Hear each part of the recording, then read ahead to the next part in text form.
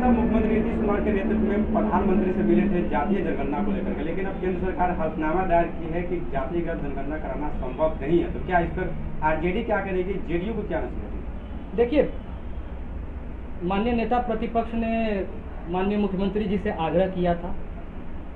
सर्वदलीय प्रतिनिधिमंडल बिहार से माननीय मुख्यमंत्री जी के नेतृत्व में प्रधानमंत्री जी से मिला था। मिलने के बाद मुख्यमंत्री जी ने ही अपने वक्तव्य में कहा था कि बहुत ही सकारात्मक वातावरण में बहुत ही पॉजिटिव बातें हुई हैं। माननीय प्रधानमंत्री जी ने बहुत गंभीरता से हमारी बातों को सुना है और हम लोगों ने पूरे डिटेल में हमारी जो बातें हैं, हमारी जो मांगे हैं, उनको हम लोगों ने लिखित रूप में माननीय प्रधानमंत्री जी को दिया है। हम सब लोग उम्मीद लगाए हुए थे, स्वयं ओबीसी समाज से प्रधानमंत्री जी आते हैं। आपको याद होगा कि 2018 में जब राजनाथ सिंह जी इस देश के गृह मंत्री थे, उन्होंने खुद वक्तव्य दिया था कि अगली जनगणना जो होगी वो जातिगत जनगणना होगी। एक बार फिर से भारतीय जनता पार्टी का चाल चेहरा चरित्र उजागर हो गया। जुमलेबाजों की पार्टी है, वादा खिलाफी की पार्टी है, वादा करके भूल जाने वाली, वादा करके मुकर जाने वाली पार्टी है। हम लोगों को बहुत उम्मीद थी। अब चूंकि सुप्रीम कोर्ट में केंद्र सरकार ने हलफनामा दायर कर दिया है, तो आगे का स्टेप माननीय नेता प्रतिपक्ष तेजस्वी जी ने, जैसा आपने देखा होगा, कल वक्तव्य दिया था। 2-3 दिन अभी उन्होंने समय दिया है मुख्यमंत्री जी को अपना स्टैंड क्लियर करना है। राष्ट्रीय जनता दल का स्टैंड क्लियर है। माननीय नेता प्रतिपक्ष तेजस्वी जी ने आज एक पत्र जारी करके देश के प्रमुख 33 नेताओं को पत्र जारी कर अपनी स्थिति, अपना स्टैंड इस मुद्दे पर क्लियर कर दिया है। 1-2 दिन का समय देखते हैं माननीय मुख्यमंत्री जी इस पर क्या स्टैंड लेते हैं। जेडीयू कह रही है कि अभी पूरी तरीके से नकारी नहीं है केंद्र सरकार, वो दबाव बना रही है। इसलिए तो देखिए कितने परिपक्व राजनीति माननीय नेता प्रतिपक्ष तेजस्वी जी कर रहे हैं। हम लोग बिल्कुल हड़बड़ी में नहीं है, बिल्कुल हमें किसी प्रकार की बेचैनी नहीं है। हम अपने विचार में, हम अपने सोच में बिल्कुल स्पष्ट हैं। जातिगत जनगणना समय की मांग है, देश की मांग है। ये राष्ट्र निर्माण का काम है, जैसा कि माननीय नेता प्रतिपक्ष लगातार कह रहे हैं। तो 2-3 दिन का समय उन्होंने माननीय मुख्यमंत्री जी को दिया है। हमारा स्टैंड क्लियर है। माननीय मुख्यमंत्री जी को, जदयू को अपना स्टैंड क्लियर करना है। डबल इंजन की सरकार बिहार में चला रहे हैं।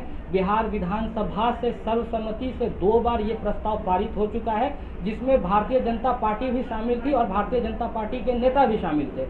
इसलिए देखिए, नीतीश जी को इस बार तो आर या पार तो करना ही होगा, स्पष्ट करना होगा कि आप समाजवादी धड़े के नेता हैं, समाजवादी विचारधारा में आपका विश्वास नहीं है।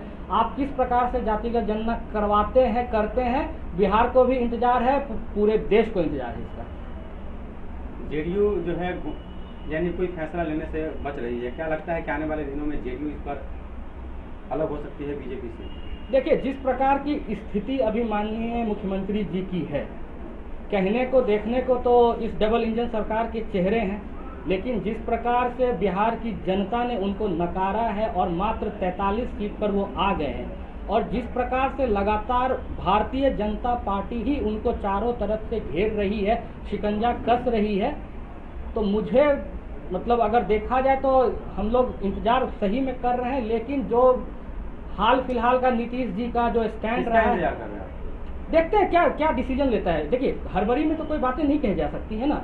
जब हमारे नेता, माननीय नेता प्रतिपक्ष ने 3 दिन का एक तरह से समय दिया है, तो ये 3 दिन बीत जाने दीजिए, देखते हैं जदयू क्या स्टैंड लेती है। 3 दिन का अल्टीमेटम हुआ। बिल्कुल, एक अल्टीमेटम कह सकते हैं आप इसको।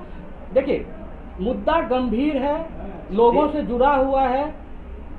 कौन गरीब है, कौन शोषित है, उनकी क्या स्थिति है, ये आंकड़ा सार्वजनिक होना चाहिए, ये आंकड़ा आना चाहिए। नीतीश जी को स्टैंड क्लियर करना पड़ेगा। आप समाजवादी धड़े के साथ हैं, आप समाजवादी विचारधारा के साथ हैं, या संघम शरणम गच्छामि जाने के बाद आप नतमस्तक हो गए हैं। आज दिल्ली जा रहे हैं मुख्यमंत्री नीतीश कुमार।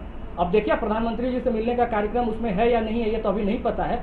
लेकिन अगर वो दिल्ली जा रहे हैं तो हम चाहेंगे कि वो पुनः माननीय प्रधानमंत्री जी से मिलने का समय मांगे और पुरजोर तरीके से इस मांग को पुनः उठाएं कि जातिगत जनगणना इस समय देश की मांग है और आपको जातिगत जनगणना करवाना पड़ेगा इस बार।